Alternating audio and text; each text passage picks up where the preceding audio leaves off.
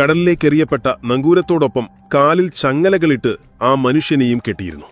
നങ്കൂരം താഴേക്ക് പോകുമ്പോൾ അയാളും അതിനൊപ്പം കടലിലേക്ക് വലിക്കപ്പെടാൻ തുടങ്ങി. അയാൾ പെട്ടെന്ന് ഒരു കൈകൊണ്ട് ബോട്ടിന്റെ കൈവരിയിൽ പിടിച്ച് മറ്റേ കൈകൊണ്ട് തോക്കെടുത്തു. ഒരു ഗുണ്ട അടുത്തേക്ക് വന്നതും അയാൾ വെടിയുതിർത്തു. അതോടെ പരിഭ്രാന്തനായ മറ്റേ ഗുണ്ട ഓടിപ്പോയി ബോട്ട് ഹൌസിന്റെ എഞ്ചിൻ സ്റ്റാർട്ട് ചെയ്തു.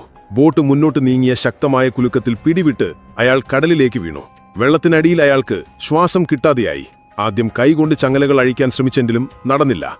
അപ്പോഴാണ് താഴെ ഒരു തോക്ക് കിടക്കുന്നത് കണ്ടത്. ധൈര്യം സംഭരിച്ച് അയാൾ അതിനടുത്തേക്ക് നീന്തിയെത്തി. അതെടുത്ത് ചങ്ങലയ്ക്ക് നേരെ വെടിയുതിർത്തു. ചങ്ങല പൊട്ടി. അയാൾ മുകളിലേക്ക് നീന്തി കയറാൻ തുടങ്ങി. വെള്ളത്തിന് മുകളിലെത്തിയതും കുറച്ചാളുകൾ ഒരു ബോട്ടിൽ അവിടെ എത്തി.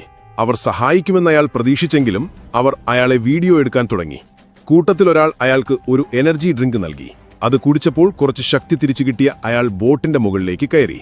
അയാൾ കരയിലെത്തിയതും അതേ ഗുണ്ടയെ വീണ്ടും കണ്ടുമുട്ടി. ഇത്തവണ അയാൾ വേഗത്തിൽ തിരിഞ്ഞ് ഒരു കത്തി പുറത്തെടുത്ത് ഗുണ്ടയുടെ കഴുത്തിൽ വെച്ചു.